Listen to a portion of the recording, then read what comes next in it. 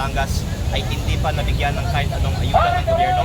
Pero araw-araw nagbabayad mas mataas na presyo ng langis dahil sa taas na VAT na pinapatong ng gobyerno sa lahat ng ating mga ang gobyerno naman ay nagsasabi na nag-aaralan bukas sila sa posibilidad ng anumang solusyon kasama na rin ang pagsuspindi ng sa petroleum products at pagbaba ng VAT sa lahat ng mga bilihin. Ito ay susulong natin sa Kongreso noon pa, pero nakikita natin na dahil sa lakas ng panawagan ng taong bayan para sa VAT at bilihin, mas mataas ang posibilidad na maaprubahan ito.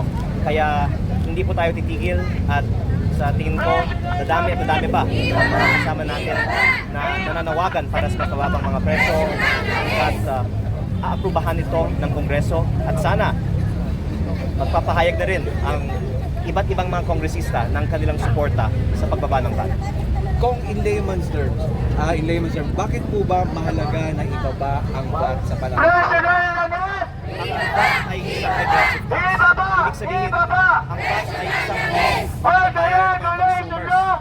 Ang tinanggal ng gobyerno na food excise tax ay pinabayad ng mga producers. Ibig sabihin, ang VAT ang dapat unang dalhin kasi ito ang fees na binabayaran ng ordinaryong mga mamamayan.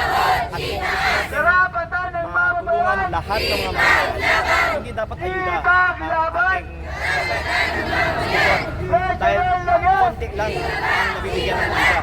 Sa buong bansa, para sa Manila lang, ang maraming mga drivers na bigyan ng ayuda ng DSWD. Ang pagbaba ng VAT ay makakatulong para sa lahat ng mga mamamayan. Kaya ang direktang answer po sa inyong sagot ay sinusulong natin ang pagbaba ng VAT dahil matagal na ang VAT nagpapahirap sa mga makakatulong sa lahat ng Pilipino. Pero kung hindi po ba kayo nababahala na kung ibababa po yung VAT, ay mawawalan po ng pondo ang ilang mahalagang programa ng gobyerno? 6.7 trillion pesos ang 2026 national budget.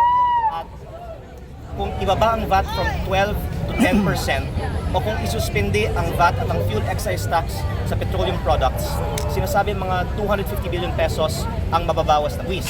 Pero una, ang pagbawas sa buwis ay pagtitipid naman ng mga taxpayers.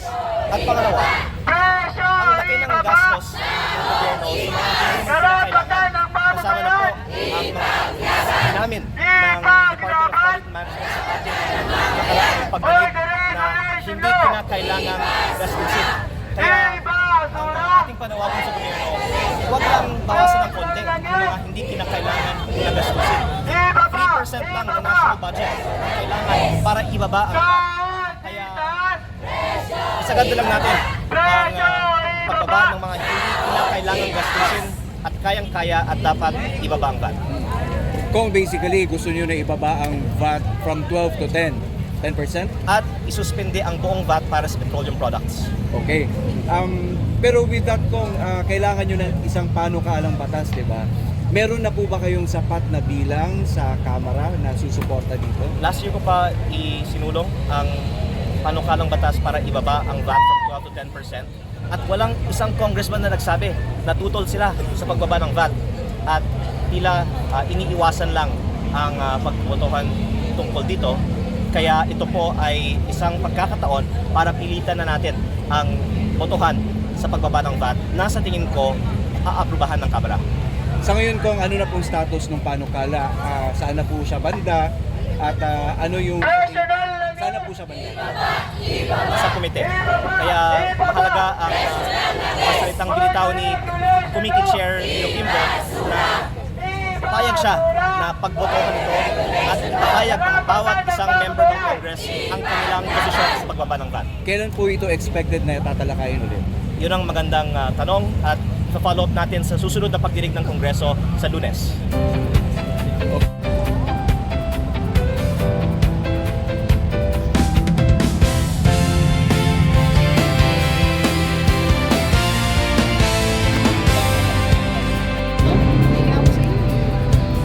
Mga balita saan ka? Kahit saan usap tayo.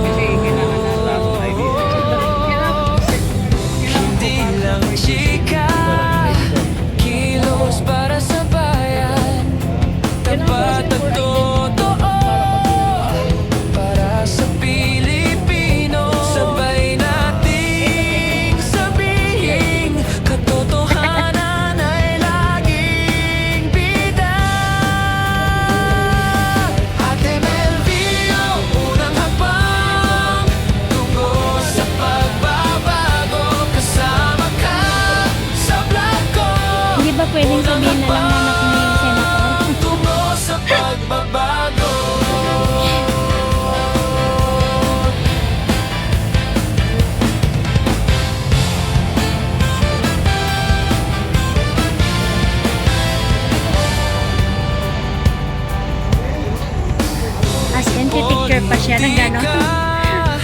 Picture rin. Hindi usapan. Ito ay pagkilos. Susunod pang pagdinig, kaya ang mga may gustong pumasyal naman sa Kongreso ay welcome din at makikipag-coordinate tayo sa mga susunod pang mga schedule natin.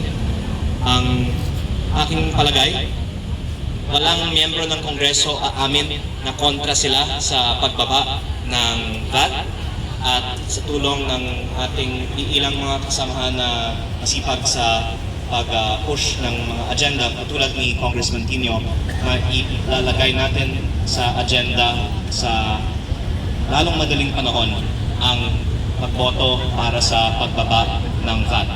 At kailangan din makita ng gobyerno na marami tayong sumusuporta rito. Ang ibang mga kababayan natin ay sumusuporta sa Facebook. Mabuti tayo ay sumusuporta dito. Pumunta pa tayo dito sa Liwasan Bonifacio. At ang mga contribution natin ngayong araw ay nagbibigay ng physical manifestation sa ginugusto ng buong sambayan ng Pilipino. Sana naman kung ibaba ang VAT, uunahin nila ang pagbaba ng VAT naman sa unang distrito ng Batangas, lalo-lalo Calaka, Lemery, Taal, Tui at Calatagan.